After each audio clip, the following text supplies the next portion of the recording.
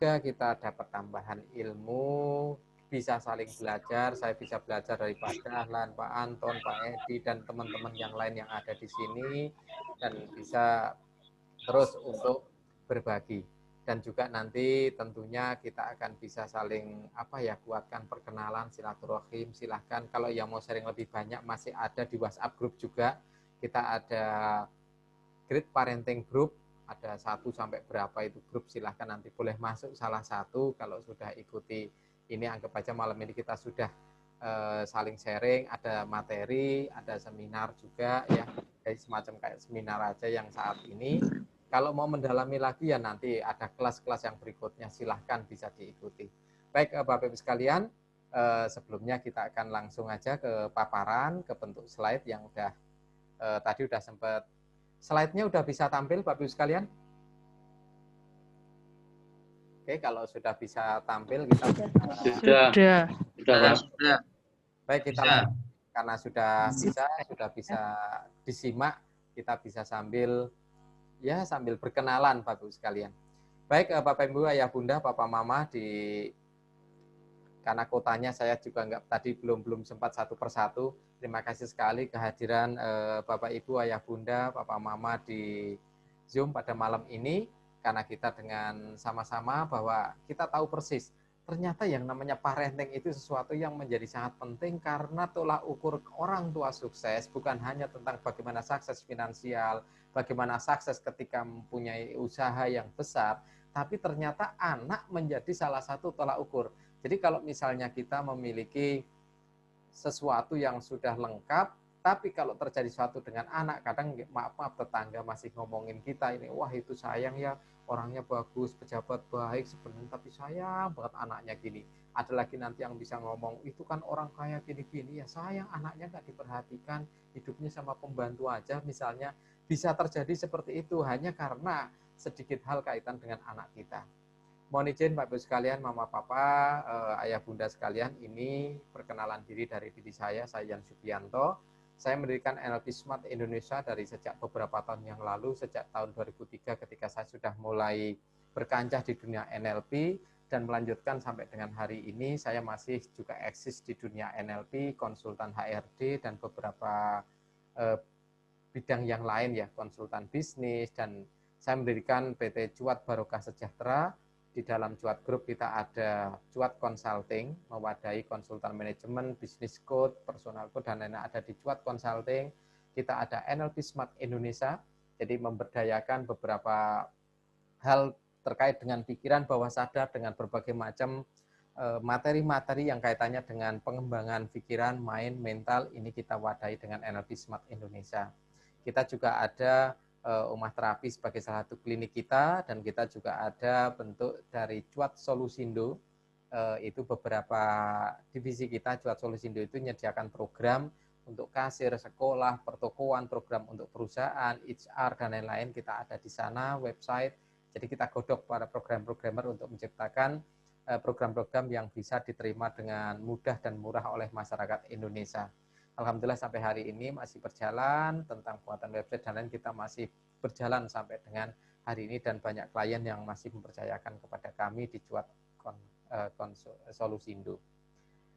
Salah satu materi yang menjadi materi inti dari NLP Smart Indonesia, selain NLP internasional, selain NLP juga nasional, jadi kita ada dari National Federation of NLP USA, ada juga yang dari Neo NLP Society Indonesia. Kita mengembangkan selain hipnoterapi, NLP, kita juga ada beberapa materi khusus yang memang hanya dimiliki oleh NLP Smart Indonesia, dan NLP Smart Indonesia memiliki semacam kayak izin atau lisensi kepada teman-teman yang sudah sampai kelas trainer, sehingga ada beberapa yang bisa mereka juga membuka kelas pelatihan menggunakan nama NLP Smart Indonesia. Jadi ada yang namanya kelas NLP Great Parenting, seperti yang malam kita sharingkan, NLP Great Parenting. Ada kelas NLP Micro Mind Healing yang untuk kesehatan badan, kesehatan pikiran, ketenangan. Lalu kita juga ada yang namanya Slim Mudah. Slim Mudah itu salah satu metode atau program untuk manajemen berat badan. Tapi yang lebih banyak sekarang ini manajemen berat badannya itu yang untuk pengurangan, bukan untuk yang penambahan. Walaupun ada yang daftar yang pengen tambah gemuk ya ada juga, tapi yang paling banyak itu yang masih pengurangan berat badan. Dan salah satu bidang lagi yang kita belum kita tidak publikasi secara khusus, secara umum ya, kita hanya publikasi secara khusus, ada namanya salah satu tema sekuat, jadi memang itu khusus untuk dewasa dan itu cukup terbatas, kelasnya pun memang kita buka tidak pernah dengan publikasi atau dengan iklan-iklan khusus, nggak ada. Tapi kita memang hanya ke beberapa alumni saja yang memiliki berbagai masalah dengan keluarga dan lain-lain, ada salah satu terapi juga yang kita lakukan. Baik Bapak Ibu Ayah Bunda sekalian, itu sekilas perkenalan dari saya, dari Cuat Consulting, NLP Smart Indonesia. Sehingga kalau malam ini, ranah dari NLP Great Parenting adalah masuk di dalam kaidah NLP Smart Indonesia. Sehingga materi-materinya memang sudah kita tata dengan beberapa level, dan materi-materi dari NLP Great Parenting ini memiliki beberapa kelas sampai dengan memang TFT, sehingga nanti ada beberapa trainer yang tersebar di Indonesia, beliau-beliau yang sudah lulus dalam kelas training for trainer untuk NLP Great Parenting. Jadi salah satu syaratnya ya sebenarnya tidak sulit-sulit amat ya, karena hanya mengikuti kelas dari mulai kelas seminar, workshop 2 hari, ikut kelas TFT Great Parenting, bahkan kalau besok ada yang combo dari tanggal 16 sampai dengan tanggal 18, lalu sudah istilahnya mengikuti kelas NLP di level minimal praktisioner. Jadi baik itu NLP internasional ataupun NLP nasional, kita tidak pisahkan, tetapi syarat untuk menjadi trainer dari NLP Great Parenting nanti bisa mentrainingkan setelah mengikuti kelas NLP, baik NLP nasional maupun internasional. Baik, malam ini kita akan sharing tentang salah satu perilaku, yang nanti konsep perilaku ini silahkan Bapak Ibu sekalian, nanti kita juga banyak untuk tanya jawabnya. Jadi saya hanya sharing menggunakan slide hanya beberapa waktu saja, kita nanti akan perbanyak langsung dengan tanya jawab langsung. Ini beberapa teman di Cuat Consulting, jadi kita punya visi menciptakan masyarakat pembelajar, caranya ya dengan berbagai macam pelatihan yang kita buka, dari mulai pelatihan yang gratis sampai dengan berbayar, ke perusahaan, ke pribadi, privat pun sekarang ini masih kita juga jalankan. Jadi cukup banyak yang juga ada kelas privat. Dan kita punya beberapa perwakilan, kita ada yang di Kerawang, ada yang di Bekasi, Tambun, ada yang di Surabaya, kita ada di Kalimantan Selatan, itu salah satu beberapa perwakilan kita ya, jadi salah satu mandatori yang mereka akan wakili di daerah kota masing-masing. Di Palembang kita sudah berharap ada, tapi memang belum berdiri sampai dengan hari ini, walaupun saya bolak-balik ke Palembang juga, ke Unsri khususnya karena saya masih ngisi di sana juga. Ini beberapa perusahaan yang alhamdulillah Cuat Consulting diberikan kepercayaan untuk mengisi di sana, jadi diberikan kesempatan untuk berbagi. Sebagian kecil dari yang tempat yang sudah kita kunjungi ini ada di slide, karena kalau ditampilkan semua beberapa lembar ternyata memenuhi materi. Gitu. Kita masuk ke yang pertama, pengantar untuk NLP Great Parenting. Kita nyebut di NLP Great Parenting, sekarang ini NLP Great Parenting itu baru kita trainingkan di NLP Smart Indonesia, dan oleh para trainer alumni dari NLP Smart Indonesia sampai mengikuti mereka di kelas TFT.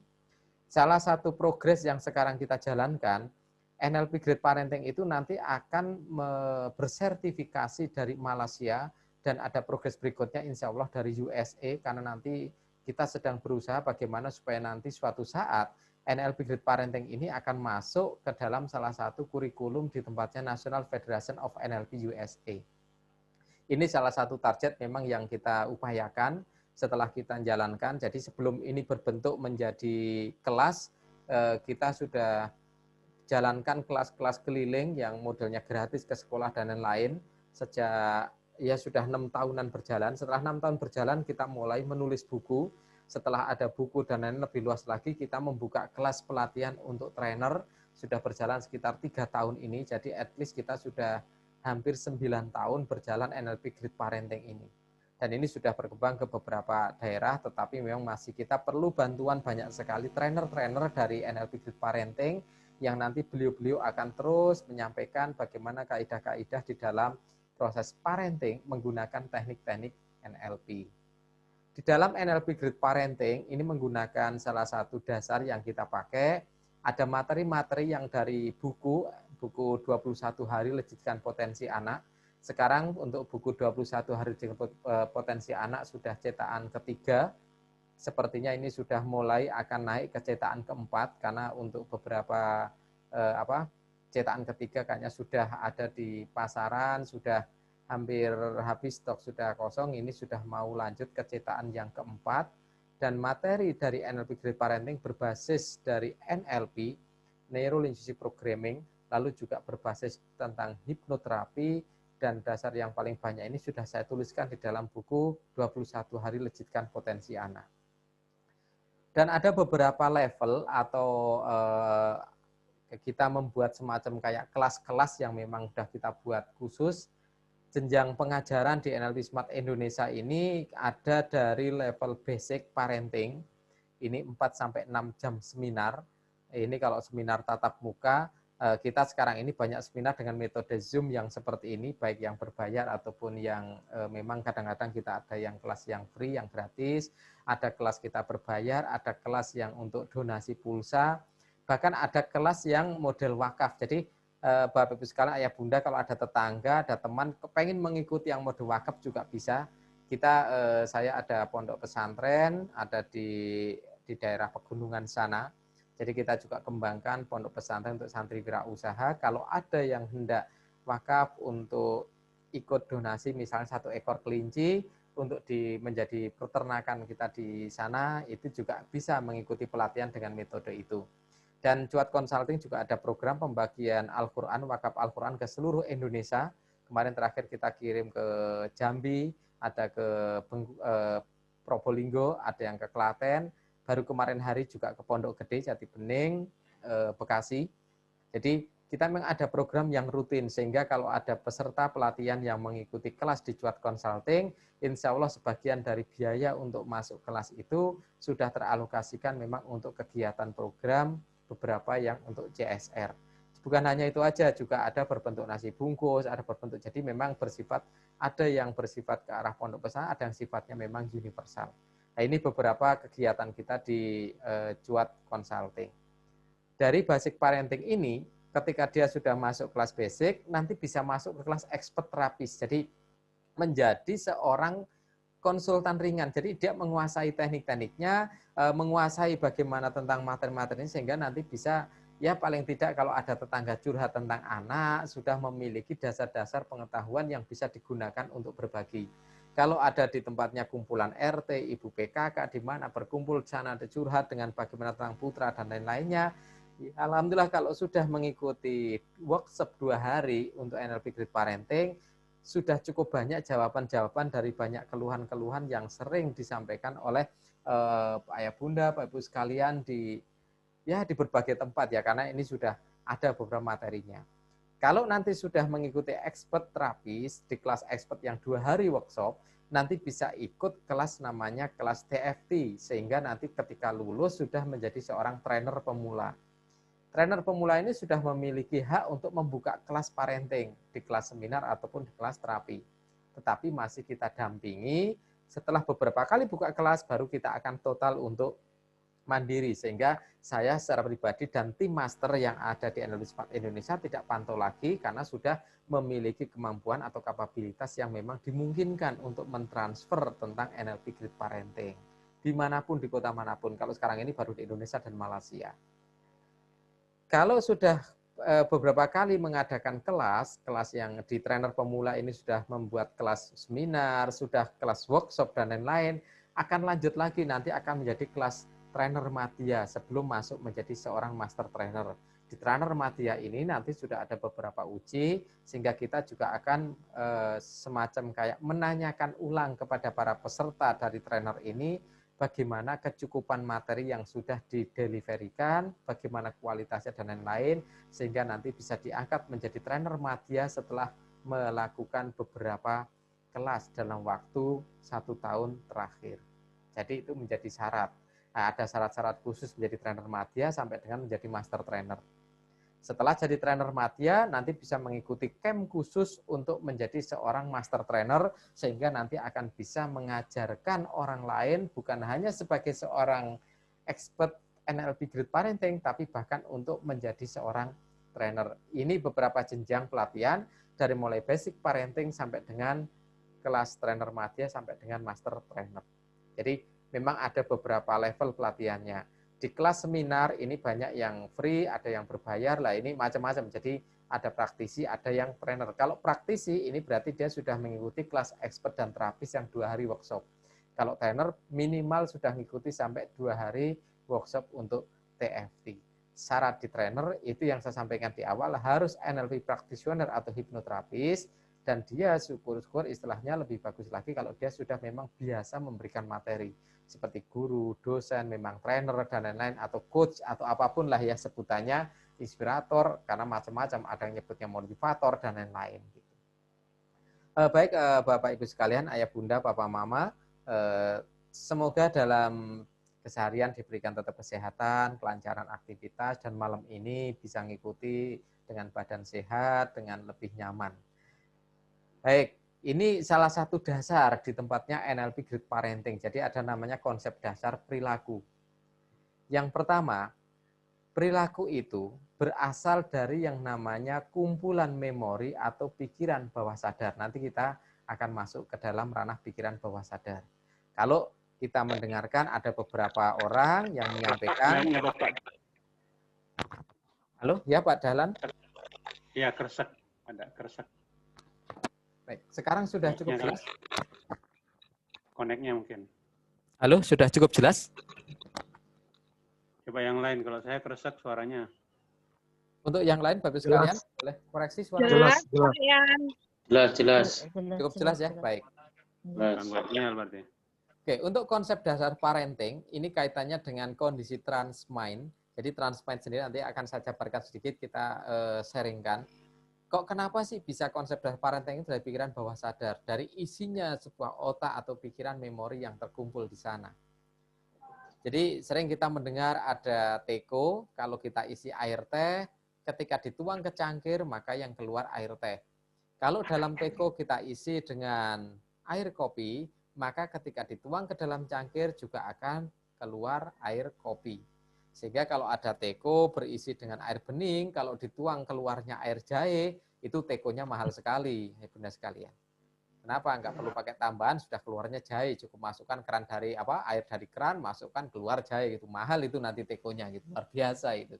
Nah, dari diri seorang anak ketika dia berperilaku, bahkan kita ketika berperilaku, ternyata benar-benar memang ya ini konsepnya perilaku awal itu terjadi di dalam diri kita, apapun yang keluar, yang kita lakukan, apapun yang kita putuskan dari pikiran kita dan menjadi sebuah tindakan, semuanya berawal dari apa yang ada di dalam memori diri kita. Sehingga di dalam konsep dasar parenting ini, perubahan sebuah perilaku dilakukan dengan merubah sebagian atau beberapa poin di dalam pikiran bawah sadar. Bisa menambahkan, mengurangi, menghidden, dan lain-lainnya. Ini proses bagaimana perilaku itu terjadi perubahan. Sehingga kalau dalam diri seorang anak ada perilaku X tertentu, kita bisa lakukan proses perubahan sehingga seorang anak nanti akan berperilaku menjadi Y. Karena banyak sekali, ini ada keluhan. Banyak sekali keluhan masuk ke kita, ini anaknya mainnya gadget mulu, main game terus, gak berhenti, gimana ini Pak? Wah ini yang terjadi seperti itu gitu ya, ibunya teriak-teriak, marah-marah, bapaknya pulang kerja ngelihat ibunya marah, jadi kesel lagi, tambah capek dan lain-lain. Nah ternyata memang sumber-sumber konflik tersendiri bisa terjadi dengan perilaku anak. Setelah terjadi perilaku ini, maka bisa digunakan konsep dengan trans state. Nah, di sini akan masuk ada konsep NLP dan hipnoterapi, bagaimana merubah pola perilaku seorang anak menjadi sebuah perilaku atau pola yang baru. Jadi ada yang namanya proses intervensi di dalam kondisi trans ini. Nah, ini salah satu hal yang bisa kita lakukan sehingga nanti akan terjadi sebuah perubahan perilaku dengan konsep-konsep di dalam NLP Grid Parenting. Ini yang mendasari kenapa di Grid Parenting kita mendasarkan keilmuan kepada Neuro Linguistic Programming, NLP, dan juga dengan hipnoterapi. Jadi kalau di buku saya, insya Allah di buku 21 hari lejikan potensi anak, itu cukup detail, cukup lengkap, tekniknya juga ada. Kok kenapa kita wujudkan dengan buku? Karena kemampuan kita membuka kelas sampai dengan pelosok-pelosok daerah, kemampuan para trainer untuk sampai ke pelosok-pelosok sekali itu masih sangat kecil. Di masing-masing kota juga tidak semuanya sudah ada trainer NLP Grid Parenting, dan sekarang ini membuka kesempatan dari ayah bunda, Bapak Ibu sekalian yang bergerak di bidang sana, karena masih dibutuhkan banyak sekali. Di sekolah, di tempatnya PKK, di tempatnya kumpulan, di berbagai macam pekerjaan. Bahkan sekarang beberapa perusahaan swasta, ini bukan hanya di pemerintahan, ini mengadakan kelas parenting untuk istrinya karyawan. Sehingga karyawan ketika bekerja, dia makin produktif karena tidak dibebani dengan permasalahan-permasalahan kaitannya dengan anak.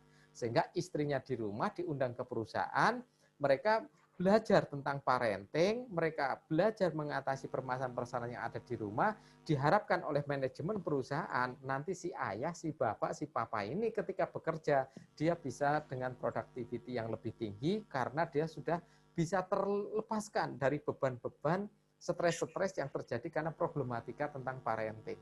Nah, ini sudah menjadi tren bahwa di lembaga tertentu, perusahaan tertentu ini sudah melakukan konsep pelatihan parenting. Jadi jangan kaget kok di perusahaan ada pelatihan parenting, kan perusahaannya perusahaan manufacturing, kok ada ya? Kenapa di Astra ada pelatihan parenting ya? Kenapa di BNI ada pelatihan parenting ya? Nah, ini salah satu jawabannya, karena ada konektivitas yang sangat tinggi antara kenyamanan di keluarga dengan productivity di tempat kerja. Dan ini salah satu bentuk karena saya kebetulan sebagai seorang konsultan bidang HR, HRD, dan juga konsultan productivity management, saya juga banyak ngikut bisnis, klien kita banyak perusahaan, ada beberapa yang akhirnya terkoneksi. Istri karyawan, istri pegawai, itu diajarkan teknik parenting. Yang mereka pegawainya itu ibu-ibu, mereka juga diajarkan parenting sehingga bisa menerapkan. Perusahaan yang bayarin. Nah, ini yang menjadi salah satu konsep baru, bukan hanya di sekolah, bukan hanya di kelas sekolah dasar, PAUD, TK, bukan hanya tapi malah ada sekarang yaitu perusahaan itu sudah menjadi semacam tren khusus, perusahaan ini mengadakan kelas parenting. Dan yang lebih hebat lagi, sekarang ini dengan adanya bukan hanya permintaan individu untuk parenting, ini sekarang menjadi salah satu tren perusahaan, akan terbuka luas sekali NLP trainer, NLP Grid Parenting Trainer ini atau para trainer-trainer NLP Grid Parenting ini untuk berkancah berbagi materi tentang parenting. Nah, konsep perilaku sendiri, kalau di dalam perilaku yang tadi saya sampaikan, karena parenting berkaitan dengan perilaku anak, bagaimana perubahan-perubahannya, dan bagaimana ketika terjadi suatu, ini akan terkait sekali dengan namanya unconscious programming yang ada dalam diri seorang manusia. Nanti kita akan jabarkan bagaimana pengalaman-pengalaman ini masuk ke dalam diri kita secara lebih lengkap, tapi kalau secara luasan, universal seperti ini, jadi ada pengalaman, ada proses-proses induktif atau belajar, ada nasihat atau saran atau apapun, masuk ke dalam pikiran kita, di dalam memori otak kita, melalui pintu panca indera. Jadi ada yang dengan penglihatan, ada yang dengan pendengaran, ada yang dengan penciuman di hidung, ada yang dengan lidah, ada yang dengan rabaan tangan. Ini semuanya menjadi proses pengalaman, bisa menjadi proses induktif, bahkan bisa menjadi bentuk nasihat atau sugesti yang masuk ke dalam diri kita. Anak kita juga sama, orang tua kita dulu juga sama, semuanya masuk melalui pintu itu, pintu panca indera. Entah masuk lewat mata, lewat telinga, ataupun lewat ini yang namanya masuk lewat panca indera kita. Nah, dalam konsep dimasuknya panca indera, nanti akan tersimpan di dalam memori. Memori di dalam manusia inilah yang akan digunakan sebagai bentuk yang namanya dasar bertindak. Atau ini yang namanya dasar perilaku. Di dalam memori otak kita, dalam pikiran, dibagi menjadi dua bagian. Ada istilahnya conscious atau kesadaran, yang satunya adalah unconscious atau pikiran bawah sadar. Jadi kalau di dalam tindakan seseorang atau perilaku seseorang, yang kisaran di 88%, ini riset, ini ilmiah, itu didasarkan kepada memori unconscious. Memori pikiran bawah sadar. Nanti kita sambil sharing untuk ini apa sih yang namanya unconscious dan conscious gitu ya. Sedangkan yang sekitaran 12% ini didasarkan kepada yang namanya conscious atau logika thinking, rasional dan lain-lainnya. Ketika memori hendak masuk ke dalam pikiran bawah sadar kita, maka akan melalui yang namanya proses filtering. Kalau filtering ini sudah terjadi, maka dia akan masuk karena akan yang namanya terbuka sebuah pintu atau celah untuk masuk ke dalam pikiran bawah sadar yang namanya Reticular Activating System atau RAS. Nah, nanti di kelas-kelas NLP Parenting yang lanjut, sering kita nyebut ada namanya conscious, RAS, unconscious, ada FACOG. FACOG itu visual, auditory, kinesthetic, gustatory, dan olfactory. Lalu masuk setelah itu menjadi sebuah perilaku. Kenapa kok terjadi perilaku? Karena itu belief system. Misalnya seperti ini. Ini namanya perilaku. Begitu naik motor, kencang, seret, sampai di lampu merah, ternyata lampu sudah nyala kuning. Begitu nyala lampu lalu lintas tersebut sudah nyala kuning, kita udah otomatis tarik rem, seret, agak pelan. Begitu merah kita berhenti. Kenapa? Ini belief. Apa belief yang di sana terjadi ketika orang berada di lampu merah? Masing-masing tergantung pikirannya. Ada yang berhenti karena wah nanti kalau ada polisi kena tilang nih, 750.000 lumayan nih, 250.000 nih kalau kena tilang nih. Ada lagi yang berpikir keamanan, wah ini kalau tidak berhenti bisa ketabrak dari ujung sana. Lalu ada yang berhenti, malu dong yang lainnya berhenti, masa lampu merah nggak berhenti. Yang lainnya ada yang berpikir lagi, ini undang-undang, aman tidak aman, lampu merah wajib berhenti. Nah, alasan-alasan bertindak di lampu merah kenapa berhenti itu masing-masing orang berbeda alasannya. Dan alasan yang berbeda-beda itu, alasan-alasan yang ada itu, ini disebut di dalam dunia NLP dengan yang namanya belief system atau part isi dari pikiran kita, poin dari pikiran kita. Dan belief system ini akan menggambarkan sebuah image tentang seseorang. Jadi apapun yang ada di dalam unconscious atau pikiran bawah sadar seseorang akan keluar dilihat orang lain menjadi bentuk image atau menjadi self image. Citra diri. Ini yang terjadi. Kenapa kok bisa tercipta diri? Ya karena ini kaitannya dengan proses belajar. Jadi memori itu menjadi perilaku. Nah sekarang kita belajar dulu yang menjadi dasar di dalam perilaku adalah memori. Dan sekarang bagaimana memori itu terisi. Manusia mengisi memorinya itu dari 3 jalan yang paling utama. 3 jalan ini merupakan 3 bagian besar masuknya memori ke dalam pikiran kita. Sehingga disebut memory bank of mind atau pikiran kita. Yang pertama, memori masuk itu melalui DNA. Jadi orang tua kita, ayah dan ibu kita, sudah menurunkan kepada kita bentuk sperma dan indung telur. Sperma membuat indung telur dan ini akan menjadi zigot. Zigot ini sudah mengumpulkan data-data yang dikirimkan lewat kromosom-kromosom yang dititipkan datanya lewat sperma, lewat indung telur. Yang masing-masing ini memiliki DNA dari orang tua, baik ayah ataupun bunda, dan ini sudah akan langsung membentuk yang namanya proses diri kita, baik secara fisik maupun mentalitas. Secara fisik misalnya, kalau kita punya orang tua, hidungnya mancung. Jadi karena orang tua hidungnya mancung, ya bisa aja nanti kita otomatis juga hidungnya ikut mancung. Loh, kenapa hidup mancung? Iya, karena ikut ibunya. Itu mancung karena ngikut ayahnya. Ada data, ada software yang dikirimkan, yang diturunkan, diwariskan orang tua kita kepada kita. Sehingga fisik kita mirip dengan orang tua kita. Bisa dibayangkan, kalau misalnya ternyata ada satu orang anak, ternyata mirip sekali dengan tetangganya, kan ribut dengan tetangga gitu. Karena DNA-nya dikhawatirkan DNA dari mana ini kok miripnya dengan tetangga gitu. Sehingga DNA dari orang tua membentuk secara fisik bahkan secara mentality. Yang secara fisik ya dari mulai hidung, telinga, rambut, gaya berjalan itu masuk di perilaku, bahkan cara berpikir kadang-kadang dipengaruhi oleh sisi orang tua. Ini mode, ternyata DNA menjadi salah satu konsep masuk ke dalam diri kita. Jadi kalau diri kita itu sudah menyimpan memori yang sudah Tuhan turunkan dari orang tua kepada kita, bentuknya lewat data-data di DNA, di kromosom kita. Ini yang sudah masuk, artinya ini yang sudah benar-benar memang ada di dalam diri kita. Jadi kita ini memiliki warisan-warisan DNA dari orang tua kita. Oke. Kita lanjutkan untuk yang berikutnya. Selain DNA, ada yang namanya nafs atau ruh. Nafs atau ruh ini Tuhan yang memiliki gawe. Jadi ini nih Tuhan yang berkehendak. Setelah berbentuk zigot, kira-kira usia di 120 hari, 4 bulan, Tuhan tiupkan ruh ke dalam zigot yang ada di dalam kandungan seorang ibu.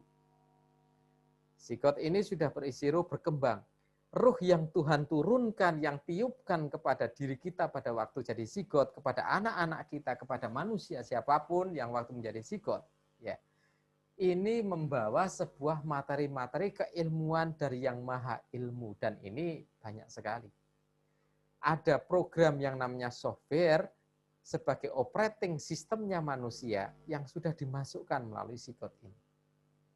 Jadi kalau kita beli laptop, satu gelundung laptop utuh, ini kita beli dari toko, ini hardware. Hardware-nya laptop itu sudah ada. Hardware-nya itu apa? Ini berbentuk zigot.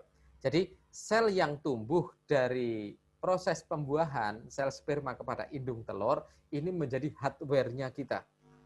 Ini hardware-nya manusia. Lalu hardware-nya manusia ini masuk, ketika hardware manusia ini masuk, ini sudah bentuk hardware, apa yang diturunkan lagi? Ada operating system. Tuhan memasukkan operating system kepada diri kita. Ini sel ketika jari tangan di dalam kandungan ini harus membelah, ini masuk, tulang harus seperti apa, dan lain-lain. Masuklah yang namanya konsep software bekerja dari zigot berkembang menjadi tubuh kita. Dan ini merupakan pola. Apakah itu hanya saat kandungan? Tidak. Saat kita sudah terlahir, software ini akan bekerja. Salah satunya misalnya, di dokter manapun, dokter kandungan, tidak ada yang mengajarkan seorang bayi untuk bernapas melalui paru-paru. Nggak ada yang namanya bayi, bayi kamu nanti nek lahir, kamu napasnya pakai paru-paru ya, jangan kaget. Kalau di perut, kamu masih dari pusar ibumu, kamu dibagi oksigen sama mamamu, kamu enak di perut. Besok kamu keluar, harus buka paru-paru sendiri, harus masukkan udara sendiri, kamu harus berjuang sendiri. Pada saat bayi ketika lahir bernapas pertama kali, ini nggak ada yang ngajarkan. Dokter nggak ngajarkan, orang tua nggak ngajarkan. Ini di sini banyak ayah, banyak juga bunda-bunda nih, banyak ibu-ibu, banyak bapak. Saya berani jamin, pada saat istrinya hamil atau pada saat diri ibu semuanya hamil, nggak pernah ngomong ke anak dalam kandungan, nak, nanti kalau di alam kamu lahir napas pakai paru-paru ya. Nggak ada ngomong begitu. Ini boleh bapak-bapak nih, Pak Iwan nih boleh tanya, Pak Iwan pasti juga nggak ngomong gitu ke bayinya. Putra udah ada juga nggak pasti ngomong. Itu saya yakin sekali gitu ya. Pasti nggak ngomong. Tapi Tuhan mengajarkan. Kenapa? Karena rohnya udah dimasukkan, softwarenya ada. Ibarat satu laptop sudah ada DOS-nya. DOS-nya masuk DNA, setelah itu masuk satu lagi operating system. Ada yang pakai Windows, ada yang pakai Mac, ada pakai Linux. Tuhan berikan software kepada kita. Mata berkedip. Ini mata kalau mau dicolok begini aja dekat sudah langsung berkedip. Itu karena ada sebuah program, ada software yang sudah tertanam di kita. Bukan karena orang tua ngajarkan. Bapak Ibu sebagai orang tua yang anaknya sekarang mungkin sudah sukses sekolah sampai kelas berapa, itu kelas mungkin bahasa Indonesia ngajarkan, bahasa Inggris boleh ngajarkan, IPA boleh ngajarkan, tapi maaf, Papa Mama, Bapak Ibu sekalian yang hadir di sini, saya berani jamin waktu dari kecil nggak ngajarkan anaknya untuk berkedip mata. Nah, nanti kalau nangis keluarkan air mata ya, nanti kamu tuh akan nangis di dunia loh. Kalau udah keluar dari kandungan kamu meh nangis. Tapi kalau kamu nangis keluarkan air mata biar matamu nggak perih. Kamu kedip ya, debunya biar kumpul di bawah nanti keluarkan. Tapi programnya Tuhan beda.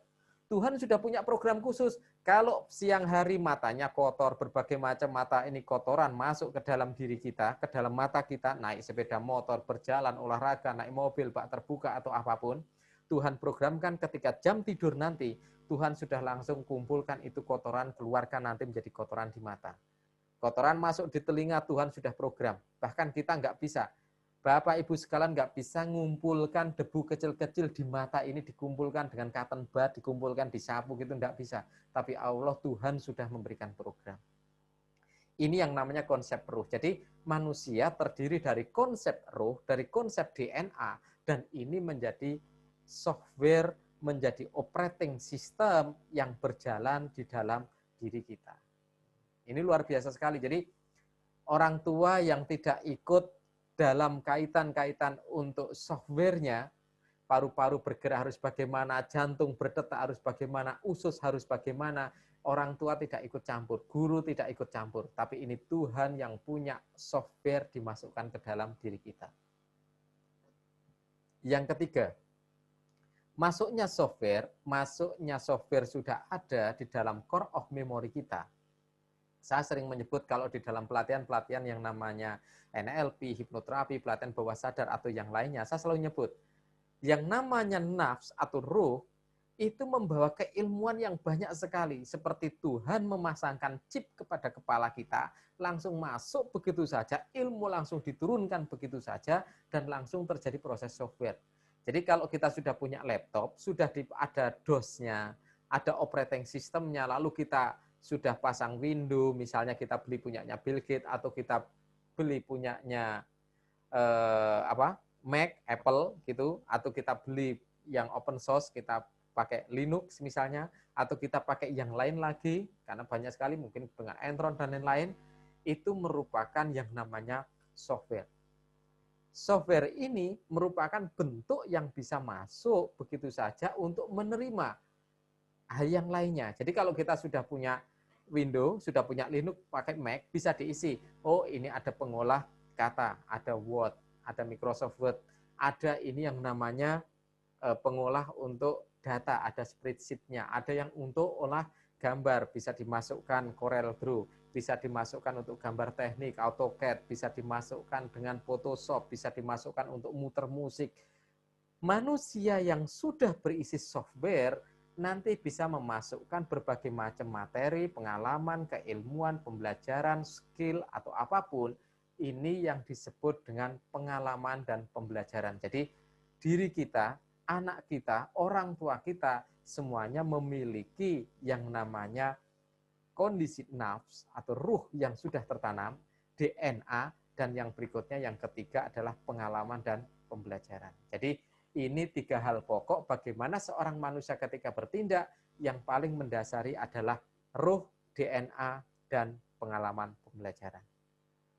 Jadi kalau ada perilaku anak apapun yang terjadi sekarang ini, maka yang ketiga hal ini memang diperlukan namanya checking. Cek ini untuk apa? Melihat sisi mana yang memang ini menjadi DNA, sisi mana kaitan dengan ruh, dan sisi mana yang ini karena proses pembelajaran. Pembelajaran di keluarga, di lingkungan, di sekolah, dimanapun, ini merupakan sebuah proses yang terjadi.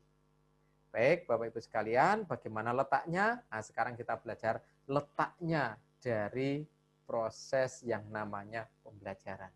Nah, ini kalau di slide, ini ada gambar. Yang pertama ada istilah light memory, ada filter, dan ada deep structure memory. Nafs atau ruh dan juga DNA ini secara otomatis akan masuk ke dalam core of memory. Jadi ini di dalam deep structure memory yang paling dalam. Sehingga orang nyebut ini suara hati. Dengarlah, ini suara hatimu loh ya.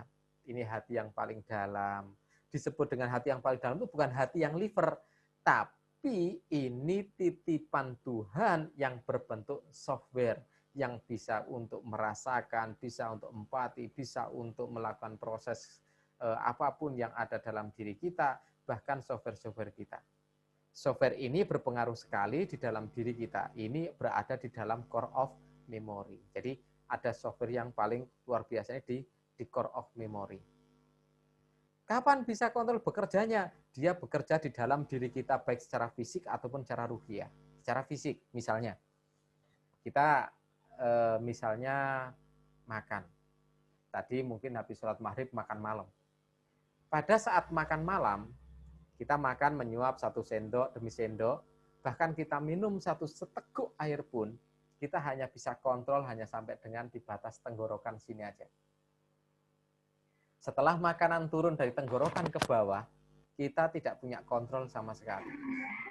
Kenapa? Karena kontrolnya akan berpindah. yang kontrol di sana sudah ada software yang Tuhan berikan kepada kita. Jadi kontrolnya berpindah setelah makanan sampai di tenggorokan, ini sudah kita tidak bisa kontrol. Kita makan durian lezat sekali, begitu dimakan, ini makannya lezatnya hanya di sini aja nih. Di tenggorokan ke atas ini, sampai bibir, sampai lidah, itu merasakannya di sana. Tapi kalau durian di jalan ini, duriannya di dalam diapain? Atau diremet, atau dikunyah oleh lambung, oleh itu, dan lain-lain.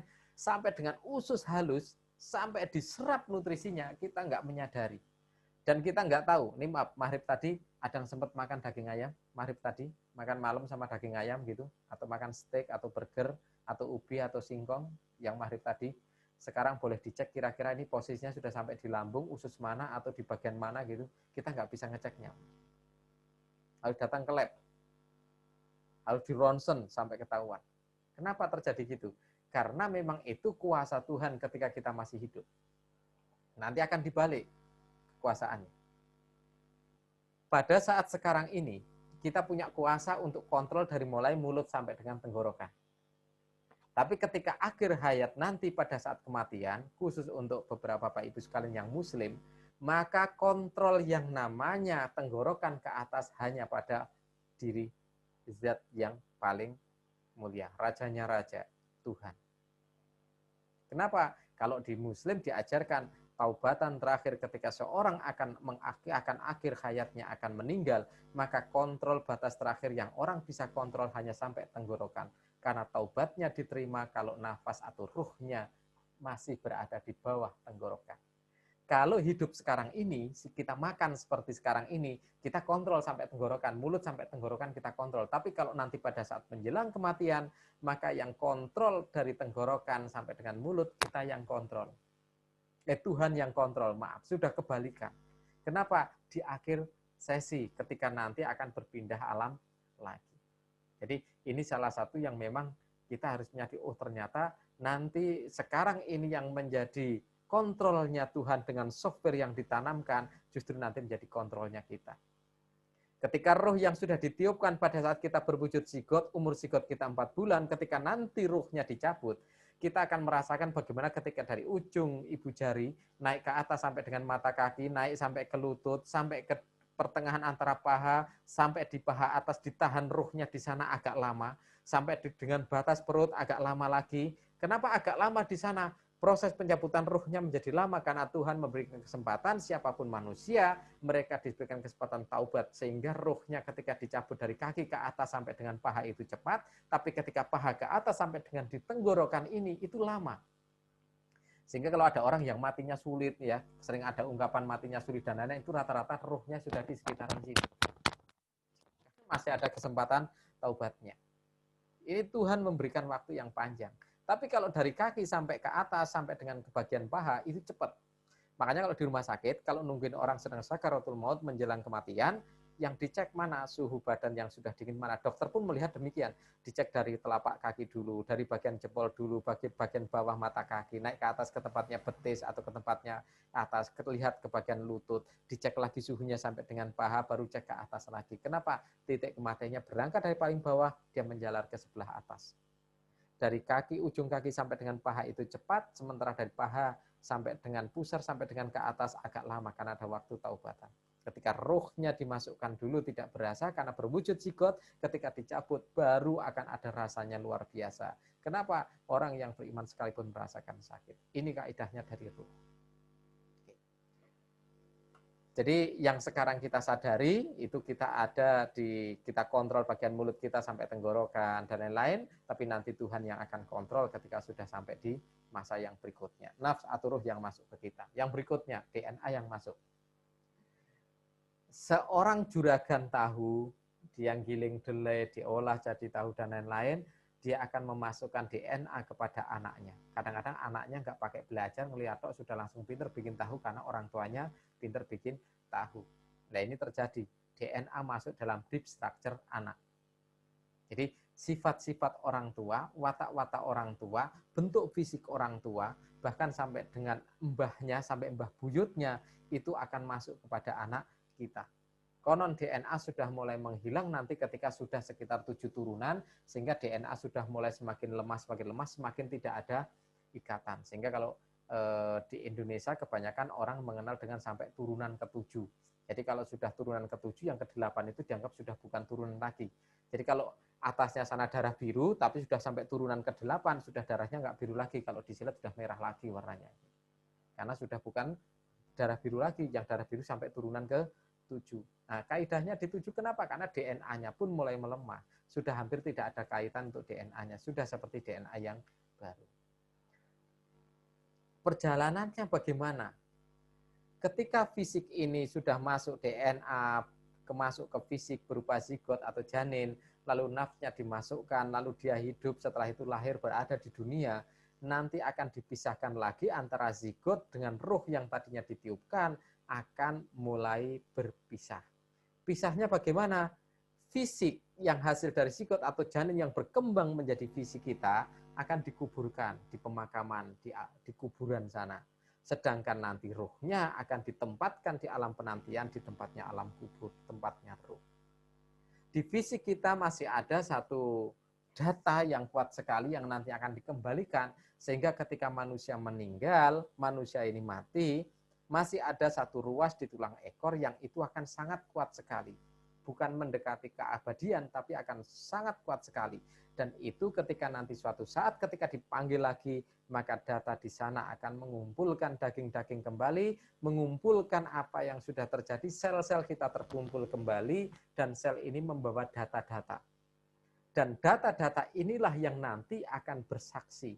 Tangan akan berbicara, kaki akan berbicara, telinga akan berbicara. Ini adalah data-data selama hidup kita masuk dalam memori sel kita, bukan hanya di dalam memori otak kita, karena seluruh tubuh kita memiliki simpanan data yang nanti akan dipertanggungjawabkan. Jadi nanti ketika dikembalikan, dibangkitkan, nanti tubuh kita akan kembali seperti ketika masa di antara 20-30 tahun secara usia. Di sana sel-sel tubuh kita sudah membawa data masing-masing selama hidup kita dari sejak lahir sampai dengan sekarang ini, dan nanti yang akan menjadi saksi di dalam persidangan akbar. Ini salah satu perjalanan bagaimana kita manusia dan ruh ini sebenarnya memiliki yang namanya proses berkesinambungan. Dalam konsep NLP Great Parenting yang saya ajarkan, yang insya Allah kita buka kelasnya, dan beberapa trainer-trainer yang sudah alumni dari TFT mengajarkan hal yang sama. Dan kita harus menyadari, anak kita ternyata terdiri dari ruh, DNA, dan proses belajar selama di dunia ini. Dan memori itu semuanya yang nanti akan dimintai pertanggungjawaban. Tugasnya orang tua bagaimana? Tugasnya orang tua nanti akan melakukan sebuah proses yang namanya manajemen masuknya ke dalam memori manusia. Apa yang bisa di sana? Ini. Apapun yang masuk ke dalam pikiran bawah sadar manusia memiliki pintu yang namanya fakok. Di sana disebut kita stimulan in, atau yang namanya stimulan untuk masuk. Dari stimulan-stimulan yang masuk, itu akan masuk ke dalam light memory. Nanti ada filtering, ada konsep masuk dalam deep structure memory, dan itu menjadi dasar sebuah tindakan. Tindakan terjadi perilaku. Yang pertama, kalau dia cuma bertindak begitu aja, itu sebagai perilakunya. Perilaku atau tindakan ini kalau dilakukan berulang-ulang akan menjadi sebuah habit atau behavior atau kebiasaan.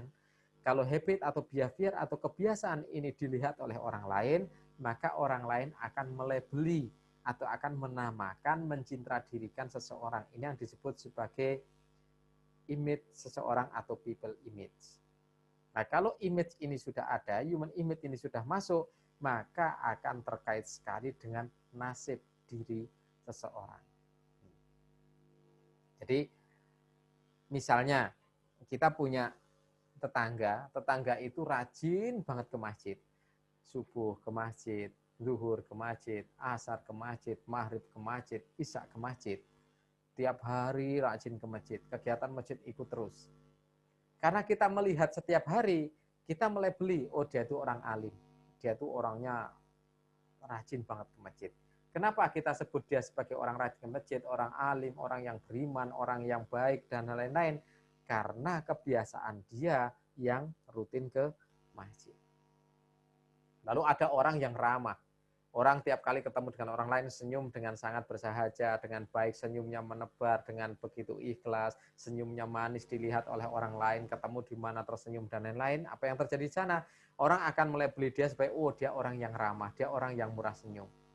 Seseorang melebeli dia menjadi orang murah senyum karena melihat dia beberapa kali melakukan, memberikan senyum. Jadi orang melebeli itu karena dia melihat berkali-kali. Nggak mungkin orang nyebut seseorang itu ramah ketika dia itu 1 tahun ramahnya cuma sekali gitu. Nggak mungkin disebut dia sebagai orang ramah. Kenapa? Karena cuma setahun 1 kali. Dia disebut orang ramah pasti berkali-kali dia bersikap ramah. Dia disebut sebagai orang yang sabar karena berkali-kali dia bersikap sebagai orang yang sabar.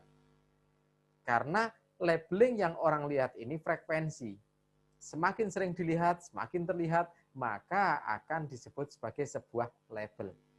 Kalau di pilkada, kalau di pemilihan DPR, MPR, atau DPR yang sering kita ikuti itu, ada istilah namanya pencitraan. Pencitraan itu artinya ada membangun sebuah citra diri tertentu. Caranya bagaimana? Frekuensi dilihat orang lain harus lebih banyak. Oh, ini calon bupati, keliling ke desa, bagikan beras 2 kilo, 2 kilo, 2 kilo, di syuting, masuk televisi, ada di koran, masuk di spanduk, di medsos, rame, dan lain-lain. Karena frekuensi yang melihat ini banyak, nanti akan terjadi image setting citra dirinya calon bupati tersebut, oh dia orang baik, suka bantu beras. Padahal bantunya pas mau pemilihan aja gitu. Pas nggak pemilihan nggak pernah bantu. Udah jadi lupa misalnya gitu ya. Tapi tetap akan dianggap bahwa dia sebagai seorang yang baik pada saat itu. Pencitraan ketika ini disebut sebagai pencitraan. Jadi ini yang namanya bagaimana seseorang bisa mencitra dirinya kepada publik. Kalau sekarang ada medsos, mencitra dirinya banyak sekali gitu ya. Dandan rapi di Facebook, jepret posting. Masuk di restoran walaupun datang di mana di restoran posting jebret, oke posting, wah begitu postingnya setiap kali posting di Facebook di restoran A, besok posting lagi di rumah makan B, besok posting lagi di wedangan C, wah orang di Facebook melihat ini orang ini gemar kuliner, orang ini senang makan ini. Padahal belum tentu foto yang lama-lama dikumpulkan di restoran begitu dijejer dipostingin semua gitu kan, jadi kelihatan seperti tiap hari di restoran gitu kan. Oke, itu salah satu mode, ini mode pencitraan. Saya kebetulan salah satu konsultan pencitraan kalau mau pilkada yang mau nyalon DPR, mau nyalon pimpinan kepala daerah, saya dari NCC, saya alumni untuk communication konsultan dan pencitraan, saya bisa jadi konsultannya. Jadi silahkan yang mau nyalon bisa berhubungan dengan saya yang aktif di bidang itu. Bagaimana cara pencitraan yang paling tepat? Kita bantu. Tapi khusus bidang yang ini harus bayar, beda dengan parenting. Jadi harus berbayar. Oke. Baik, Bapak Ibu, Ayah Bunda sekalian.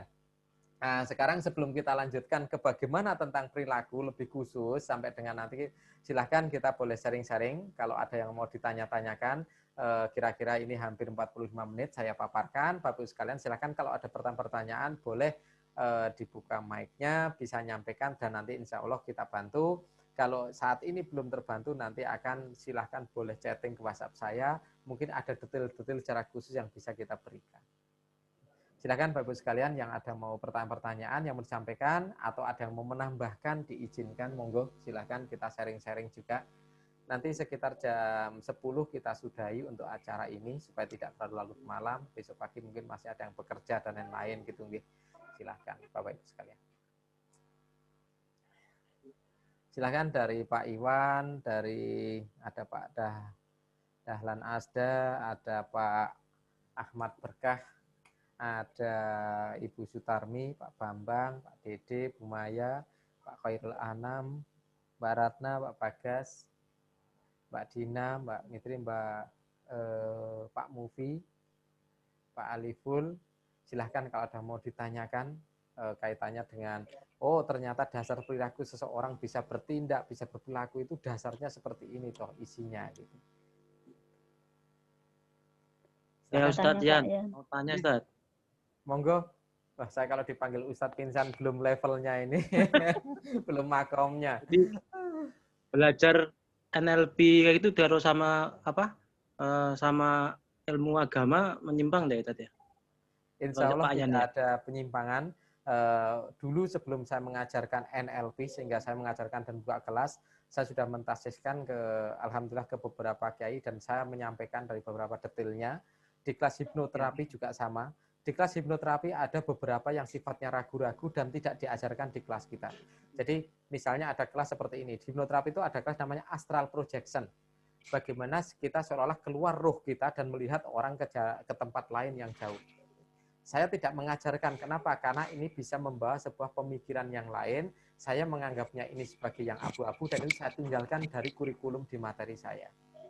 Jadi kalau di tempatnya materi yang kita ajarkan, beberapa materi-materi yang sudah ada keraguan-raguan, ini kira-kira bisa menggerus sisi tauhid, sisi dan lain-lain, langsung akan kita hilangkan dulu, akan kita sampaikan. Seperti astral projection. Astral projection, kalau mau belajar ke arah astral projection, kita akan tanya. Kalau misalnya dia dari mana, alumni mana, atau dia dari pondok mana, dan lain-lain, sudah level sampai kitab apa, kitab tertentu kita akan izinkan untuk belajar. Tapi untuk yang awam kita tidak izinkan. Nah ini beberapa kehati-hatian dan cegah supaya tidak terjadi persepsi yang salah. Jangan sampai nanti orang merasa begitu hebat luar biasa, seolah-olah menjadi seperti penguasaannya mendekati kuasa Tuhan, dia bisa lepas dari dirinya melihat orang keluarga, karena itu bisa dilakukan. Artinya memang roh kita punya mata yang sangat tajam, tapi ini hanya bisa untuk level tertentu yang secara tauhid dia sudah kuat. Karena kalau tidak kuat bisa dia akan keluar, wah dirinya hebat sekali. Ini yang kita jangan sampai terjadi ketika belajar NLP, hipnoterapi nanti jadi kesombongan, segala macam seolah-olah kayak NLP. Ini salah satu kehati-hatian yang kita tidak mengajarkan kalau ada hal-hal yang kaitannya bisa menggerus dalam sisi tauhid. Kira-kira seperti itu, Pak. Terima kasih. Halo. Silakan dari ya Bapak Ibu sekalian, Pak Dahlan atau dari yang lain silakan. Halo. Ya, silakan Bapak. Assalamualaikum. Waalaikumsalam warahmatullahi wabarakatuh. Selamat malam Pak Yan. Selamat malam Bapak. Ya, saya Iwan yang dari sama Oma aja.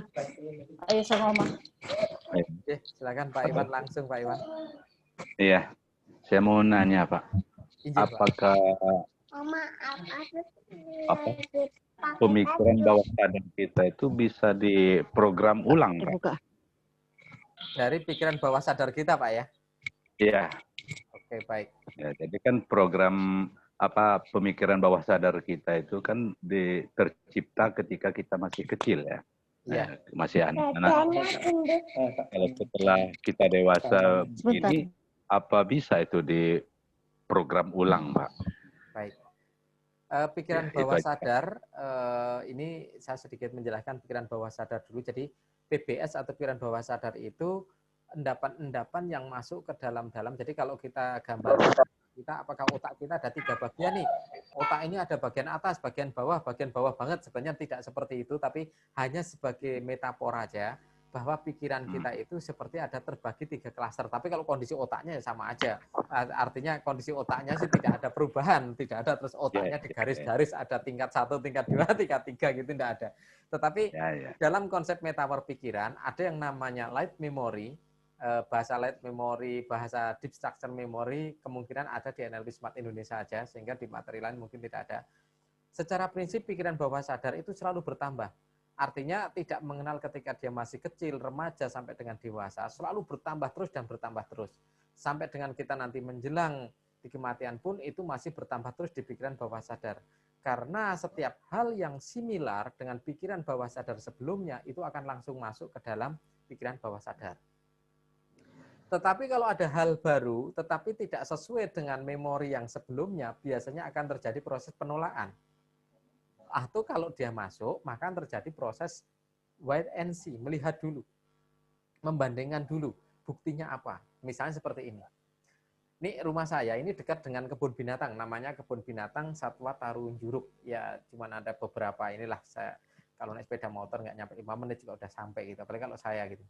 Saya kalau nyetir, kalau Pak sepeda motor kan memang agak butuh efektif waktu, bukan ngebut. Saya nggak seneng ngebut, cuman butuh saya waktunya lebih efektif aja gitu. Kadang-kadang sampai Solo cuma 5 menit, 7 menit gitu, hanya butuh efektif aja gitu. Jadi kalau dibilang ngebut saya nggak mau, saya cuma butuh efektif waktu gitu. Terakhir saya ketemu Bu Woro ke Balikambang gitu. Ini Bapak kebetulan juga mengikuti. Saya ketemu hanya ketika saya naik motor itu hanya beberapa menit, dari posisi di Karanganyar sampai tempat itu mungkin nggak lebih dari 10 menit gitu. Ya karena saya butuh efektif waktu. Pengen waktunya cepat bisa digunakan gitu, bukan ngebut. Kalau ngebut itu kan kecepatan gitu kan. Gitu. Tapi ini saya lakukan. Nah, ketika saya ke Taman Juruk situ, di Taman Juruk itu masuk di kandang paling depan, itu ada kandang gajah. Jadi kalau masuk pintu gerbang, yang paling depan itu kandang gajah paling depan gitu. Pun binatangnya. Gajah di Taman Juruk itu ada yang unik. Jadi ada gajah, warnanya itu pink, coraknya kulitnya itu seperti zebra dan itu garisnya hijau, bukan hitam, bukan coklat. Gitu. Jadi pink hijau, pink hijau, pink hijau gitu.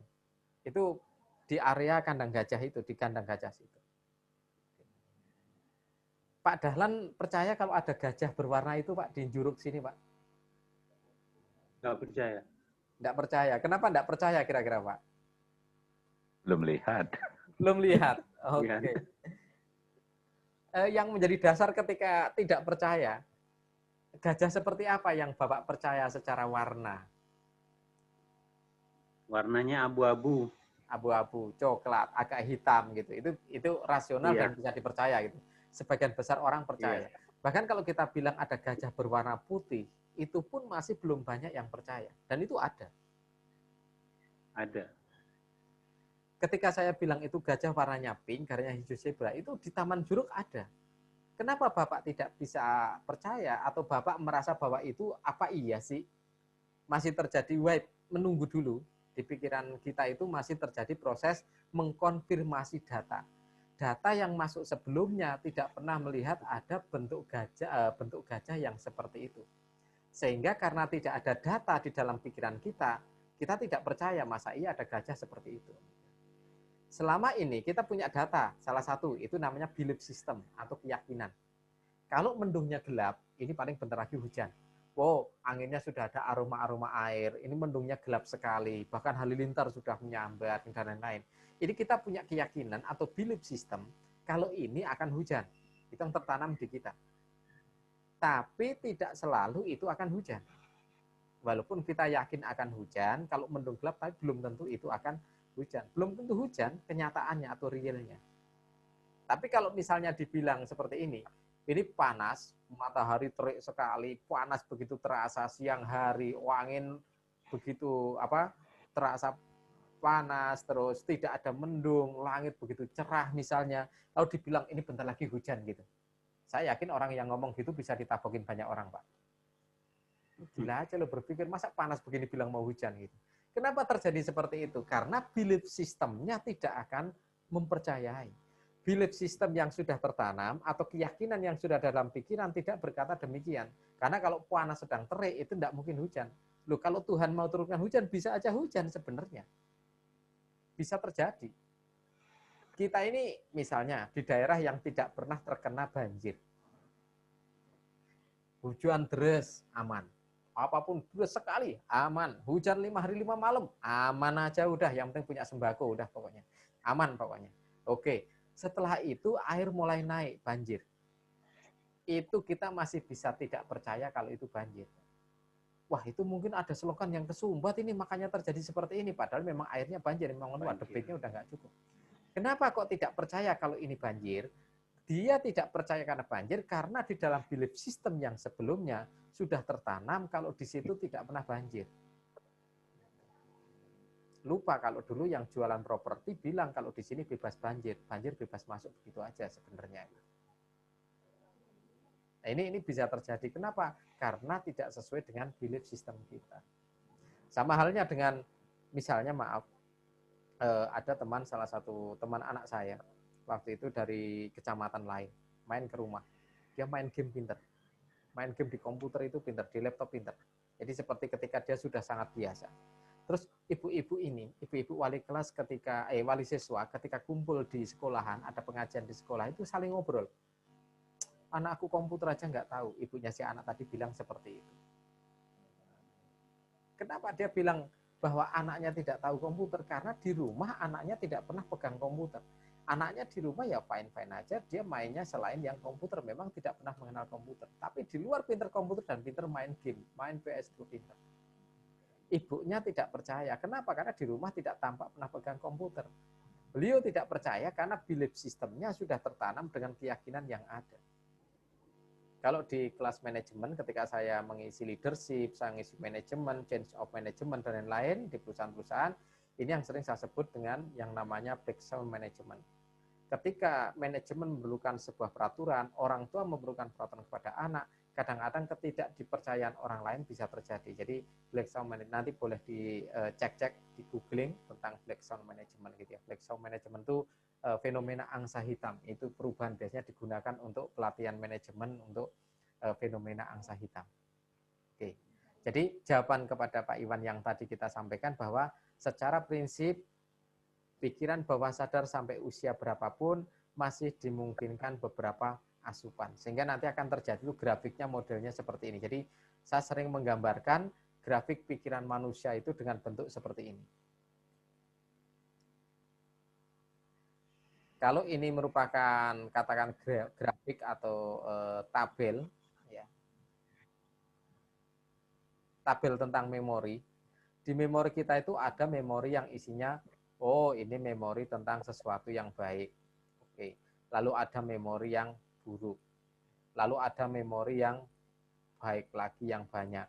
Lalu ada memori yang buruk lagi. Gitu. Oke, katakan seperti ini. Memori yang baik ini akan memiliki potensi lebih besar karena ini banyak. Lalu memori yang buruk ini cuma ada segini.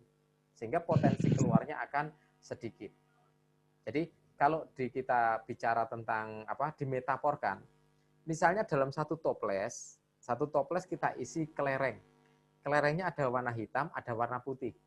Yang warna putih 80 kelereng, warna hitamnya 20 kelereng. Sehingga terjadi 1:4 atau 2:8. Ketika kelereng itu dikopiok, diputer-puter, dikocok semuanya, lalu tanpa melihat kita mengambil kelereng, kalau prosentase yang kelereng putih itu sudah 80%, maka probability diambil kelereng putih adalah 8 kali dari kelereng hitam. 4 kali karena jumlahnya tadi 20% dibanding 80%. Dalam pikiran anak, di memori pikiran sadar bukan hanya anak, juga kita. Semakin banyak diisi memori positif, memori yang bagus, memori kebaikan, dan lain-lain, maka grafik baik, grafik positif, grafik yang ini akan lebih banyak. Ketika bertindak akan mengambil pola pikir atau dasar pemikiran untuk bertindak, maka yang akan mudah terambil adalah sesuatu yang baik. Tapi beda ketika memori yang masuk, memori yang banyak buruk. Yang terjadi apa ketika memori keburukan, yang jelek, yang masuk lebih banyak, maka akan mudah ketika bertindak atau berperilaku akan terjadi memori yang buruk yang keluar. Dan ini bisa terjadi. Loh, kenapa kok anak dilarang main game yang terlalu keras, film-film yang terlalu keras, pukul-pukulan, pembunuhan, berdarah-darah, dan lain-lain yang sangat-sangat anarkis dan lain-lain. Kenapa anak tidak diizinkan untuk melihat? Supaya mengurangi memori-memori yang masuk dalam pikiran anak dari hal-hal yang negatif. Nah, ini salah satu gambaran. Karena apa? Kok anak disuruh ngaji, anak disuruh belajar ini, anak disuruh belajar ini, supaya nanti anak memiliki memori yang lebih banyak kaitan dengan kebaikan. Sehingga ketika dia bertindak, pedoman yang dia ambil untuk melakukan tindakan, dia lebih banyak potensi atau probabilitas mengambil memori yang positif. Jadi sampai dengan kita kondisi apapun, kita masih bisa menambahkan terus dari memori pikiran bawah sadar kita. Lah ini udah terlanjur Pak, memori buruknya banyak. Oke, sekarang mulai dimasuki memori positifnya ditambahi, memori positif ditambahi. Jadi ibarat kelereng hitam dan putih yang tadi dimasukkan di dalam toples, kalau tadinya berjumlah 50-50, sekarang masukkan kelereng putihnya lebih banyak lagi, lebih banyak lagi. Sehingga probabilitas diambil kelereng putih ketika bertindak, pikiran baik ketika bertindak jauh lebih besar dibanding kelereng yang hitam. Nah ini kira-kira kalau dibikin sebagai metafora atau bentuk secara gambar, kira-kira pikiran kita akan bermain seperti itu. Anak kita persis seperti itu. Sedangkan anak kita memori bawah sadarnya mungkin tidak sebanyak kita, sehingga untuk menambahkannya jauh masih lebih mudah lagi. Kenapa? Masih terbuka pikiran secara lebih luas. Dan Bapak Ibu sekalian, ayah bunda, papa mama sekalian, jangan kaget. Pikiran manusia diciptakan oleh Tuhan unlimited. Sampai hari ini belum ada manusia mengeluh atau jidatnya warna merah, not enough memory kayak handphone gitu. Handphone begitu mikir gambar cepet gitu udah langsung not enough memory nggak bisa nyimpen lagi. Tapi jidat kita, dahi kita yang di sini bagian sedang otak nggak pernah kelihatan. Belum ada manusia yang bertuliskan not enough memory, belum ada. Memory full nggak ada. Disk full gitu nggak ada. Mau baca buku 10 masuk, melihat film 12 masuk, mau baca buku yang tebelnya 1000 halaman kayak Omnibus Law misalnya masuk, nggak akan pernah ditolak. Kenapa? Masih luang dan lapang pikiran manusia. Jadi jangan khawatir, Pak. Belajar sampai kapanpun belajar aja. Hafal Quran, hafal hadis, hafal kitab ini, hafal kitab, hafalin aja nggak akan habis pikiran kita. Kenapa? Allah udah ciptakan otak kita bukan hanya terabyte, bukan hanya 10 tera ukurannya, tapi luar biasa. Kalau teknologi bilang, beberapa informasi bilang Einstein aja baru pakai 7% yang katanya orang pinter, gitu. Kita berarti masih ya paling enggak 6, sekian persennya lah yang udah kita pakai gitu. Kira-kira seperti itu. Jadi masih bisa ditambah terus, Pak Iwan. Silakan boleh ditambah terus. Oke, dari Bapak sekalian ada pertanyaan lagi? Silakan kalau ada yang pertanyaan lagi, monggo. Izin, Pak. Silakan Pak Dahlan. Iya. Assalamualaikum warahmatullahi wabarakatuh. Waalaikumsalam warahmatullahi wabarakatuh. Bisakah memori kita yang belum bisa masuk, misalnya belum tersugesti ke diri kita berulang-ulang saja, misalnya apakah kita tulis dalam satu catatan atau kita buat semacam doa-doa harian kita gitu, bahwa kita akan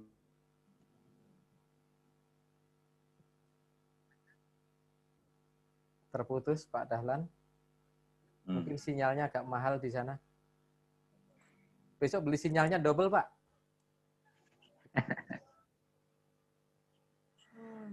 Oke. Oke, baik Pak Dahlan. Bisa dengar suara saya Pak Dahlan ya? Atau terputus hilang? Gak apa-apa, nanti rekamannya bisa dilihat di YouTube saya juga. Rekaman yang malam ini nanti bisa dilihat di YouTube juga. Silahkan. Supaya untuk bisa ngikuti. Saya jawab yang dari Pak Dahlan tadi, saya jawab aja. Kira-kira pertanyaan Pak Dahlan kalau dilanjutkan, kemungkinan bahwa ini dengan proses memasukkan pikiran bawah sadar, apakah bisa dilakukan dengan konsep pengulangan? Atau kalau dalam bahasa Inggris kita menggunakan kalimat repetition. Jadi ada namanya afirmasi, sugesti, ngomong ke kita yang kita sering ngomong dengan berulang-ulang. Misalnya di depan cermin kita ngomong, kamu orang hebat, kamu orang hebat. Yang ditunjuk kita sendiri, kamu orang hebat, kamu orang hebat. Begitu bangun, saya orang hebat, saya orang hebat, saya orang hebat, saya orang hebat. Terus gitu 1000 kali diulangi sampai tetangganya bingung. Ngapain itu baca rapal apa gitu, baca mantra apa gitu. Oke. Tapi konsep pengulangan ini atau repetition ini salah satu teknik untuk memasukkan ke dalam memori bawah sadar. Sehingga ada yang namanya konsep kita ketika menghafalkan sesuatu harus mengulangi beberapa kali.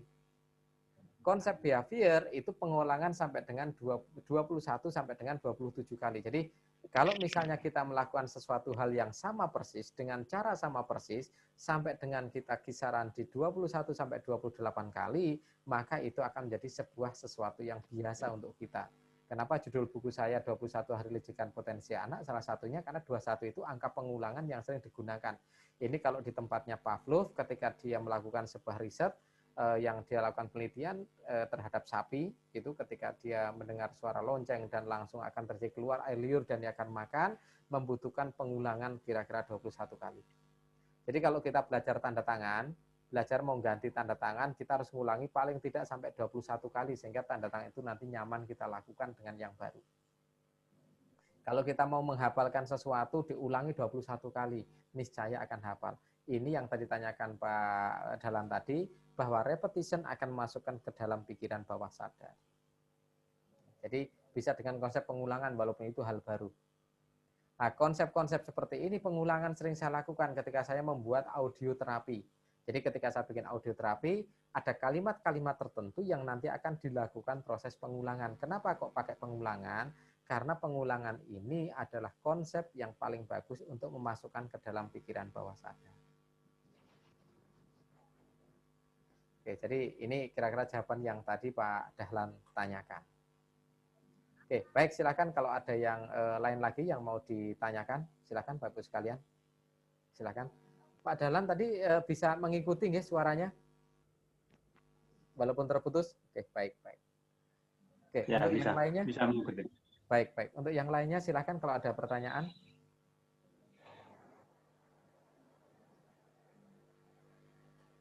Kalau mau mendalami lagi tentang NLP, Bapak Ibu sekalian juga dipersilahkan, kita NLP ada kelas di November awal. Kalau mau yang kelas tatap muka di Kerawang tanggal 3 akhir bulan sampai dengan 1 November. Kalau mau mendalami NLP Grid Parenting kelas online 3 hari mulai besok, mulai Jumat malam, tapi grupnya sudah ada. Sampai dengan kelas menjadi trainer Grid Parenting dipersilahkan. Yang mau spesial biayanya, jadi kalau biaya promosi itu 2,5 juta, kalau reguler biasanya 3,9 juta. Mau lebih spesial biayanya boleh menghubungi saya malam ini sampai dengan besok pagi. Cukup chatting aja. Lebih spesial dari yang promo. Dipersilahkan. Ada kesempatan tinggal 2, tapi tinggal 2 seat ya. Karena yang sudah di grup, kalau nggak salah sudah ada 14 untuk hari ini, jadi tinggal 2 seat aja yang bisa gabung ke kelas yang besok, tanggal 16 sampai 18. Silakan sambil kalau ada mau pertanyaan-pertanyaan, silakan. Izin tanya. Ya, silakan. Ya. Saya mau tanya tentang law of attraction. Itu apa makna lebih mendalam tentang law of attraction? Baik. Hanya apa ya? Oke. Rasanya kalau dari yang umum seperti apa yang kita prasangkakan atau apa yang kita ucapkan, alam akan memanggil seperti itu. Kira-kira seperti itu pemahaman saya yang awam. Saya pengen tahu lebih dalam lagi tentang. Oke, law of attraction. Baik, saya jelaskan Ibu. Saya mute dulu ya Bu ya. Nanti kalau anaknya ikut bertanya kan agak sulit saya menerjemahkan gitu. Oke, baik Ibu Mitrisya. Law of attraction, sering kita nyebut dengan hukum tarik-menarik. Ini dulu mulai berkembang di Indonesia menjadi sangat pesat ketika Rhonda Byrne mengeluarkan sebuah buku The Secret. Kalau membutuhkan videonya nanti boleh saya sharekan videonya, video The Secret. Yang terpenting kalau saya dulu sempat cukup membagikan cukup banyak, hampir ada 400-an keping sampai 600 keping ya mungkin ya. Karena pada saat dulu saya membuat video animasi sholat untuk kesehatan tahun 2010, itu saya bikin video animasi sholat untuk kesehatan itu hampir 3.000 keping lebih kayaknya itu beredar di Indonesia. Lalu saya bikin lagi video ini mengedarkan juga yang punya Rhonda Byrne, Law of Attraction. Law of Attraction ini salah satu bentuk hukum tarik-menarik. Kalau saya memang menerjemahkan hukum Law of Attraction ini kaitannya dengan lebih ke kaidah secara Islaminya. Jadi hukum tarik-menarik di sini dalam prinsipnya seperti ini. Konsep yang diperintahkan salah satunya ini dengan terjemah atau dengan terjemah bebas ya, bukan tafsir khusus, bahwa ut'uni astajib lakum. Ketika Tuhan menyampaikan, Allah menyampaikan ut'uni astajib lakum itu ada perintah. Perintah yang di sini adalah outcome. Ut'uni, perintah untuk berdoa, itu perintah untuk mengeluarkan, untuk mengeksplorasi, untuk menyampaikan, untuk berkata, untuk mengajukan proposal. Di dalam Law of Attraction, ini bentuknya ut'uni. Jadi menyampaikan, baik menyampaikan dalam batin atau menyampaikan di dalam pikiran. Misalnya terjadi seperti ini. Fokusnya manusia, fokusnya pikiran itu ada di mana? Ketika seseorang fokus, misalnya di perjalanan, lalu fokus pikirannya itu dengan kekhawatiran. Wah, kayaknya mau hujan. Tapi membangun law of attraction, wah sebentar lagi panas lagi. Tapi pikirannya sudah terfokuskan lagi dengan kuat kekhawatiran akan hujan. Jadi di mana law of attraction, maka yang kuat adalah pikiran yang khawatir tadi. Kenapa? Fokus pikirannya lebih kuat dan lebih meyakini dari fokusnya. Di dalam konsep ut'uni atau berdoa, kita menyampaikan apa yang kita inginkan, kita harapkan kepada Tuhan, kepada Allah. Jadi berdoa. Kita berdoa itu kita menyampaikan sesuatu kepada Tuhan. Ketika menyampaikan artinya apa yang ada di dalam diri kita itu keluar out kepada Tuhan. Entah perkataan, entah harapan dalam batin, ngomong, teriak, atau apapun. Bahkan ada sampai yang ke Tuhan sampai marah-marah. Tuhan ini gimana nih Tuhan? Ini udah kemaru gini Tuhan harusnya. Oh, ada yang sampai marah-marah gitu. Ini sama bentuknya out. Gitu. Ada yang sambil mintanya sambil nyanyi, sambil ini, ada itu semuanya out. Nah, fokus di dalam out ini adalah yang namanya kekuatan di dalam lisan, di dalam kolbi, dalam kaulinya. Sehingga ada satu keyakinan seperti ini yang sering diceritakan di kelas-kelas motivasi. Ini kalau yang sering kelas motivasi mungkin sudah sering mendengar ceritanya gitu ya. Suatu saat ada daerah yang itu kehujanan, lalu ada seorang rahib pemimpin agama di sana mengajak berdoa. Ketika mengajak berdoa, jemaat sekalian semuanya dipanggil, jemaat semuanya ditanya. Dari sekian jemaat ini kan semuanya minta hujan, benar? Benar, semuanya mengajukan minta hujan. Lalu ditanya lagi, siapa di antara jemaat yang ada di sini yang membawa payung seperti saya? Karena si rahib tadi membawa payung, jemaat tengok kanan kiri tidak ada yang bawa payung. Lalu dikatakan oleh rahib tadi,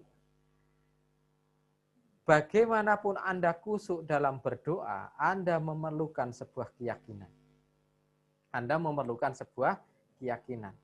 Anda tidak membawa payung, berarti Anda tidak yakin doa Anda akan dikabulkan, karena Anda tidak bersiap-siap dengan payung. Kalau Anda yakin bahwa Anda akan dikabul doanya, niscaya Anda membawa payung. Nah, dalam konsep law of attraction di sini, ada yang namanya, ini yang tidak disebut, kalau di pelatihan yang berbasis yang dari materi kurikulum Amerika atau kenapa tidak disebut biasanya. Kalau saya mengajarkan law of attraction, memang saya akan menyebut dengan segitiga hubungan kita antara kita manusia, makhluk, semesta, dan di atasnya adalah Tuhan. Artinya ada hubungan tiga yang sangat kuat yang namanya segitiga kehidupan di dalam law of attraction. Ini kalau di kurikulum yang dari USA ini tidak ada, sehingga saya mengajarkan mungkin dengan agak berbeda, sedikit penyimpang. Nah, konsep di dalam utuni atau berdoa di dalam law of attraction ini kadang menyampaikan dengan konsep afirmasi, dengan repetition yang tadi Pak Dahlan Asda sampaikan. Saya pernah salah satu yang saya contohkan di sini, saya dulu pengen sekali ikut yang namanya pelatihan ESQ, dan saya pengennya itu gratis. Dari tahun berapa itu saya potong iklannya di koran Republika, saya potong, saya tempatkan di buku diari gitu. Mungkin kalau dicek-cek di gudang masih ada. Ketika saya tempelkan di sana, sering saya lihat ketika habis rapat di kantor, meeting gitu, saya buka, lihat gambar iklan itu. Biayanya lumayan mahal. 5 jutaan waktu itu. Karena waktu itu masih di JACC dan saya ikut pelatihan eksekutif, kelasnya itu masih 5 hari pada tahun itu. 2 tahun saya nyimpen gambar itu. Buka, lihat lagi, sampai suatu saat, setelah 2 tahun ternyata saya mendapat kesempatan, entah itu bagaimana jalannya, tapi itu terjadi. Saya akhirnya mendapatkan pelatihan itu dan gratis secara total, termasuk inap hotelnya. Saya bersama waktu itu beberapa Pak Muladi, bersama Pak Amin Rais, Pak Profesor Komarudin Hidayat, dan ada beberapa lagi yang waktu di angkatan saya, Direktur PLN, dari DPR MPR ada beberapa artis waktu itu. Digi Tegal segala itu, saya ingat sekali. Law of attraction yang pertama. Law of attraction yang kedua, Bu Mitri saya sempat mengcoach salah satu perusahaan bikin kafe di Menteng, di dekat Gondang Dia, di lantai 8, bikin kafe di sana. Dan awal-awal saya sering nongkrong di atas sana, di kafe itu. Dan suatu saat, di kafe itu ada helikopter, jalan dari arah utara, menuju ke gedung Artagraha. Itu punyanya Pak Tommy Winata. Yes, pokoknya itu tempat gedungnya Pak Tommy Winata. Pada saat itu, saya cuma ngomong, suatu saat saya training di perusahaan yang ada helikopter itu. Lewat lagi saya ngomong seperti itu lagi. Itu terjadi bulan Juni. Jadi saya sering ngomong seperti itu ke teman-teman itu bulan Juni. Pada bulan Februari, melalui salah satu konsultan, saya juga tidak tahu kalau konsultan itu kenal dengan saya, dapat nomor handphone dan saya juga tidak tahu sebelumnya. Saya diminta mentraining manajer dan supervisor PT Angel Product, rafinasi gula, ya. Jadi gula rafinasi di Bojanegara, dekat Cilegon sana, di daerah Banten, dan itu perusahaannya Pak Tommy Winata. Perusahaan yang waktu itu helikopternya lewat dan saya tunjuk, dan saya waktu itu mengafirmasikan bahwa diri saya akan training di tempatnya perusahaannya beliau. Saya tahu bahwa itu perusahaan beliau setelah saya sampai di perusahaannya. Diceritain, ini loh helipadnya, ini tempatnya. Saya diajak keliling di perusahaan itu dengan kendaraan seperti untuk golf itu sampai karena sampai belakang, sampai dermaga untuk sandar kapal yang ngangkut gula sebelum dirafinasi gula importnya. Ini law of attraction. Nah, konsepnya yang diajarkan, yang saya ajarkan memang agak berbeda dengan law of attraction yang kurikulum dari USA sepertinya, karena ada kaitan hubungan semesta dan yang saya terjemahkan lebih detail. Jadi kalau Bu Mitrisa bertanya bagaimana konsep law of attraction, intinya di dalam law of attraction adalah ungkapan kita sebagai doa, semesta mendukung itu bukan semesta mendukung tiba-tiba semesta yang memberikan kepada kita, bukan. Tetapi Tuhan itu yang menjadi penguasa semesta yang akan memberikan kepada kita. Karena kalau law of attraction salah penafsiran, ini berbahaya. Agama apapun bisa membahayakan keagamaannya kalau law of attraction ini salah penafsiran, bahwa semesta yang memberikan kepada kita. Lingkungan yang memberikan, alam yang memberikan, bukan. Yang bikin alam, yang bikin lingkungan, yang bikin kita yang memberikan kepada kita. Oke, kira-kira demikian untuk Bu Mitrisa. Bu Mitrisa semoga memberikan pencerahan ya Ibu ya. Itu Bu Mitrisa dari Sumatera mana tadi Ibu? Sumatera Barat, Coach. Sumatera Barat. Dari Payakumbuh, Sumatera Barat. Payakumbuh. Orang awak. Orang awak juga. Sumatera Barat, karena bapak saya tahun 66 baru pindah dari Deli Serdang, sempat muter dari Serdang, Jambe, Padang, Sedempuan.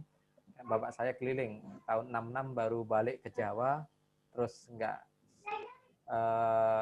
tahun kemudian baru lahir saya di Jawa. Jadi kalau kakak-kakak saya sebagian masih ada yang lahir dari sana, masih dari Tanah Andalas. Kakek saya di sana, di Deli Serdang, masih, kalau dulu masih kepala kampung, kepala adat. Kalau sekarang sudah balik. Baliknya kakek saya bersamaan dengan, jadi Mbah Buyut, Mbah Kiai itu pulang dari sana, ya terus full di tempat saya di Purworejo, tempat asal saya. Oh, Purworejo Pak ya? Saya asli Purworejo. Semoga beliau-beliau leluhur diberikan tempat yang bagus, yang mulia oleh Allah Subhanahu wa taala. Bapak saya baru 2018 kemarin wafat, usia 97 tahun. Kalau mbah-mbah semuanya udah enggak ada. Di Deli Serdang masih ada satu paman. Jadi seluruh tanah, seluruh warisan Bapak ada di paman semua, memang diserahkan ke paman semua untuk mengelola. Ada dari mulai sawit, kentang, karet, kita keluarga sudah tidak ke sana lagi. Semuanya sudah dikelola paman dari sana. Ke Sumatera terakhir kemarin tanggal 7 Maret. 7 Maret saya ngisi di S2-nya Sriwijaya. 3 hari saya di sana. Unsri. Ya, di Unsri. 3 hari di sana, sempat baru ya jalan-jalan karena waktu itu sudah pandemi juga, tapi belum begitu ini ya, belum sampai PSBB, saya masih sampai Jakarta. Minggu berikutnya saya ngajar di Solo, hari pertama lancar, jam 4 sore dapat viral, peserta saya ada S2 dari Cina, kebetulan habis rapat dengan Pak Budi Karya, Menteri. Begitu habis rapat Pak Budi Karya, jam 4 sore Pak Budi Karya viral, beliau positif. Hari kedua training, kita cancel semuanya. Karena memang ada 2 orang yang habis meeting dengan beliau pada waktu itu. Oke, silakan Bapak Ibu sekalian, kalau ada pertanyaan-pertanyaan lagi yang mau disampaikan, silakan. Yang mau meneruskan estafet menjadi trainer NLP Grid Parenting, dipersilahkan nanti join kelas di tanggal 16 sampai tanggal 18. Masih ada 2 seat. Boleh langsung hubungi saya, malam ini boleh besok pagi, dipersilahkan. Dengan rate yang spesial. Materi malam ini yang membutuhkan linknya untuk informasi nanti boleh WhatsApp ke saya di 0812, nanti saya tuliskan di chatting ya, 0812 261 0050. Kalau mau dicatat juga boleh juga, kalau nanti mau dicatat untuk apanya, untuk nomor handphone saya.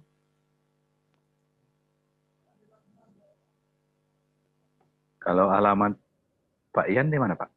Saya sekarang di Karanganyar, Solo Raya, Pak. Kalau bilang Karanganyar aja nggak Solo dikenal. Raya. Kalau bilang Karanganyar aja kan nggak dikenal, sehingga saya bilangnya ada Solo Rayanya gitu. Jadi seolah-olah masih dekat sama Solo gitu. Jadi masih dikenal gitu. Ini kalau kayak Pak Ahmad segala ini, wah ini asli Solo. Oh ini udah Karanganyar juga, udah pinggiran Solo juga ya Pak Ahmad ya. Pinggirannya Solo Pak, ini nomor handphone saya, silahkan. Kalau ada yang mau simpan di 0812 261 00050. Itu Kalau udah mau langsung mampir ke WhatsApp, kantor Bapak, nanti bisa itu. langsung chatting ke saya, dipersilahkan. Alamat Kalau saya, langsung ke tempat. ini alamat saya, ada di bawah sini. Oh, Jaten Karanganyar. Klaten. Jaten Mbak tidak jauh Karanganyar. dari. Ya.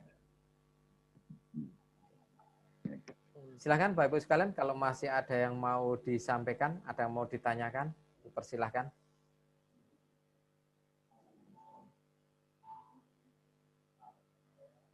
Jadi kaitan dengan parenting dan lain-lain. Kalau dari Bapak Ibu sekalian mau ikut grupnya Grid Parenting, kita ada beberapa grup, nanti boleh chatting, nanti saya berikan linknya, karena saya tidak hafal dengan nomor handphone Bapak Ibu sekalian, hanya ada beberapa yang saya tahu, sebagian besar tidak tahu, jadi nanti boleh masuk ke grupnya untuk parenting untuk lebih banyak diskusi. Ada grup NLP hipnoterapi juga, kalau ada yang mau sharing-sharing di sana juga dipersilahkan. Yang cinta agro kita ada. Kalau mau konsultasi langsung? Bisa langsung dengan chatting, bisa. Bisa chatting, bisa via Zoom, bisa online. Jadi kita sekarang untuk terapi, kita sudah online offline. Jadi kita sudah lama melakukan terapi itu online ya. Karena ada beberapa yang terkendala kalau selalu harus tatap muka. Misalnya pasien-pasien dari Kalimantan, dari Papua, kita lebih banyak menggunakan kalau sebelumnya kita kan ada cuat.live, jadi seperti Zoom seperti ini, tapi punyanya cuat sendiri, punya kita, cuat.live. Sudah saya hentikan beberapa bulan yang lalu setelah Zoom lebih banyak digemari, yang cuat.live saya off-kan. Jadi dulu lebih banyak diberdayakan cuat.live untuk pengajian-pengajian online. Itu lama, terus ini saya sekarang udah full hanya menggunakan Zoom aja. Kalau dulu menggunakan terapi, menggunakan video call. Jadi menggunakan WhatsApp, atau kalau yang komunikasi dulu dari mulai di messengernya Facebook, ada pakai Google Talk, BlackBerry, setelah BlackBerry terus sekarang lebih banyak WhatsApp, bisa Telegram, bisa WhatsApp.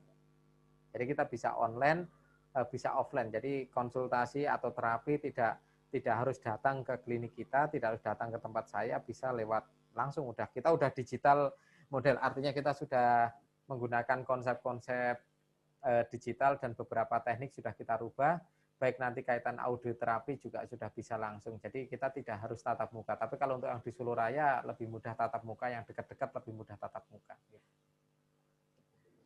Silakan kalau ada yang tanya lagi atau ada yang mau disampaikan untuk ditambahkan juga dari beberapa hal yang kami sampaikan, dipersilahkan.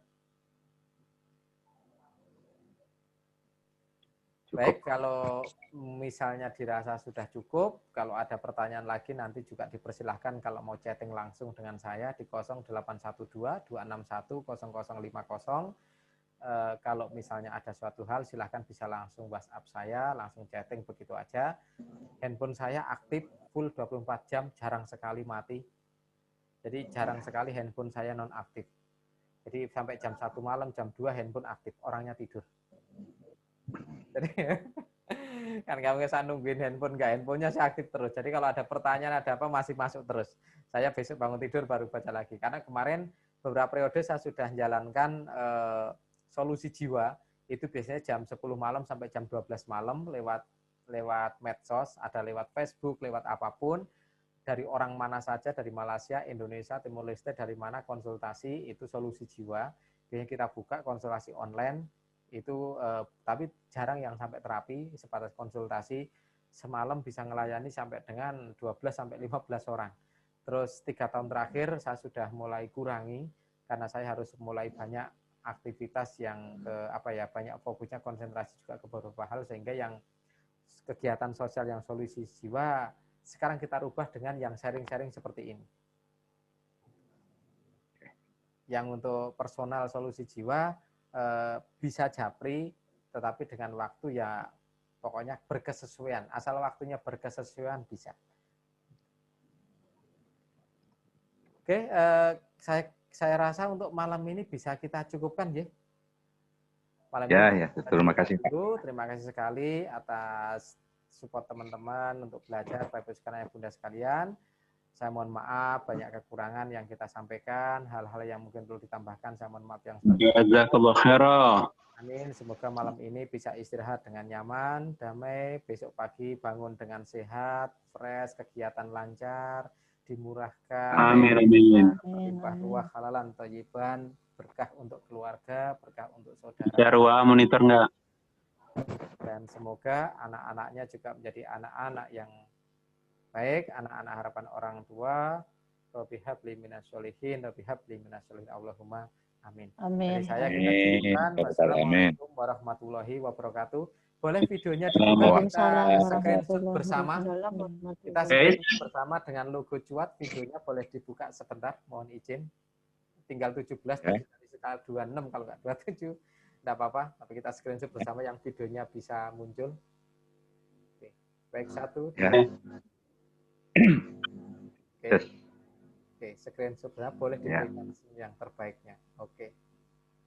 Terima kasih. Oke, cukup. Terima kasih hadirnya. Wassalamualaikum warahmatullahi wabarakatuh. Sehat selalu dan selalu. Waalaikumsalam warahmatullahi wabarakatuh. Amin amin ya rabbal alamin.